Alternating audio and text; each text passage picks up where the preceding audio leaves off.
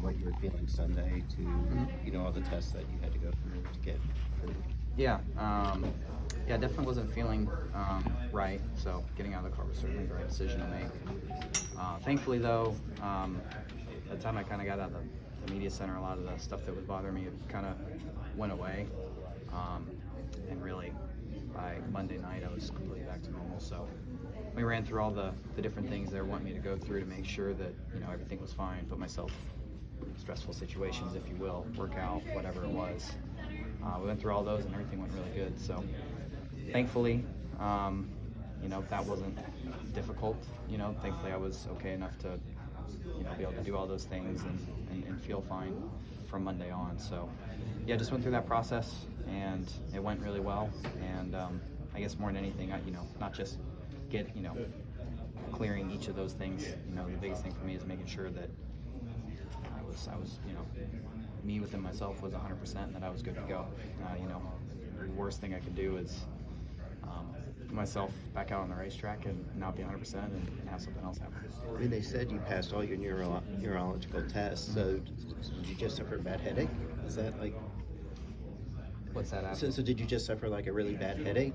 Is that... What? So that caused me to get out of the car? Yeah. Well, it was restart sack up, and ran the back of Noah, and my head went forward, and then while I was in the forward position, I got rear-ended, and my head kind of popped my head back pretty hard on the headrest. Based off what you would see from the mouthpiece sensor data, it's a bit surprising. It looked like a pretty significant, what you would see in a pretty significant crash normally. So, yeah, it didn't feel good, and I knew it wasn't 100%. Just, it was, if you ever had taken a hard hit, you kind of just like, okay, that was weird. That, normally when you have bumps or whatever it might be, you kind of just keep going. But that one felt different. So definitely my call to get out of the car, because when I did, I wasn't okay.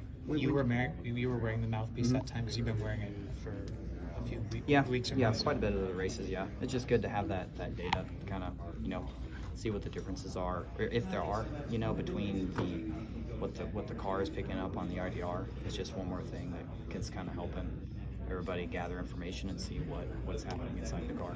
When did you get that data from the mouthpiece? I went over it Monday with NASCAR and everything. They're really quick about it. Yeah, even if pretty open about all that. Even if even if you didn't have a wreck or anything that was significant, certain. They have set certain trigger points where, like, if you hit a bump in a road course at a bad spot, you kind of want to see what that looked like or whatever it is. You can kind of pull it up and go back through and look through it. So, yeah, it's been useful to look at because, like, at Homestead, I didn't really pull my hands off the wheel that late because I thought I was going to miss the cutout of the inside barrier there where it comes back out. So I kind of, in that deal, wanted to go back through and look at the footage and see, okay, where are my hands and how to hit the wheel and that sort of thing. So just good to have that information to go through and be able to see what it looks like. So glad that they're doing those things and gathering all that info. Tyler, I might have missed it, but how did you feel after Homestead going into Martinsville? Fine. Yeah, I didn't have any symptoms at all. I felt fine leaving the track. We went in, more than anything, when we sat down Monday and looked back through all the information, I was more just trying to see what happened or where my forearm was when I did impact the wall, because I bent the wheel pretty good, and my arm wasn't hurt significantly, but I could feel it for the next day after that crash. But yeah, I felt fine after Homestead, so I don't know if it played a role in what happened in Martinsville or not. For everything that, based off how I felt, you would think that it didn't. How soon after the stack up and the hit at Martinsville did you realize something was wrong? Instantly. Okay. Yeah. No, as soon as I rear-ended Noah and my head came back, that's when I knew right away. Is that inside your car that they made changes? Alex Bowman, they made changes for him, headrest, etc. Are there things in your car, or is it a bigger picture than that? Well, you don't want to jump and make a change that's not the rash reaction to this would just to really soften up the back of my head surround. Mm-hmm. And while I guess to a degree we could just slap something there and do it, at the same time, if it's not approved, it's not SFI approved, and it's not what you should have in the car, you you could be exposing yourself to other kinds of risks other than just like an impact like that. There's a reason we're at where we're at with head surround foams.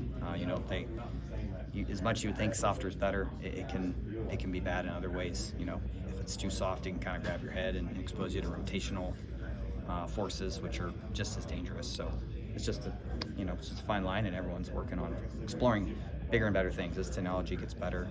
NASCAR's always investigating and trying to see if there's something. What's the next?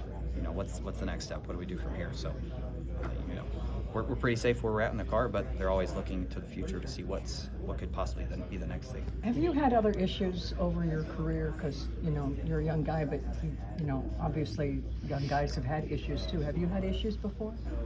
Yeah, I think certainly you could argue, like back when I was dirt racing or go-karting before, when you race at a local track growing up, there wasn't like a medical team there to check you out and make sure everything is okay. I've definitely had some hard crashes when I was a young kid. Were they concussions? I don't know, but certainly, if you race, you're going to crash as part of it. It's been really great about ever since I've come over to NASCAR and been running truck, Xfinity, Cup. They really put emphasis on safety more than any other series I've been a part of. You could pretty much just, for the longest time in dirt racing, just throw whatever seat that's 10, 15 years old in a dirt car and go race. And so, they do take a lot of steps to make sure that a lot of safety pieces are in order. And what did the data show you that you got? It showed that the two crashes were like, comparing Homestead and Martinsville were very, very similar. But obviously to me in the car, Homestead was a breeze. It was nothing, and Martinsville was much more significant. If you're racing at Martinsville for a spot in the Champ 4, yes, do you think you would yes. you would have tried to Oh stick wait! it? Oh, I thought you were talking about Ross. I was No, I I wasn't jumped the talking gun about like, Ross. yes, Ross. No, I'm talking about if you felt that way and you still had a chance to get into the Champ 4, how much more difficult would it have been to pull yourself out? Yeah, that's the problem, right? Like, would someone do that? Knowing what I do now after I got out of the car, if I'm ever in that situation again, I don't continue. Because it showed that you weren't injured. Okay. Huh? I mean, that you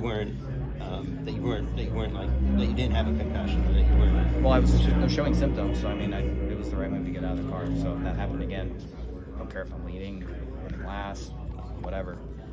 Done. Jared Haas with Frontstretch.com. Make sure to hit that subscribe button. Also, check one of those two videos out that we have right beside you. Visit Frontstretch.com for more great content.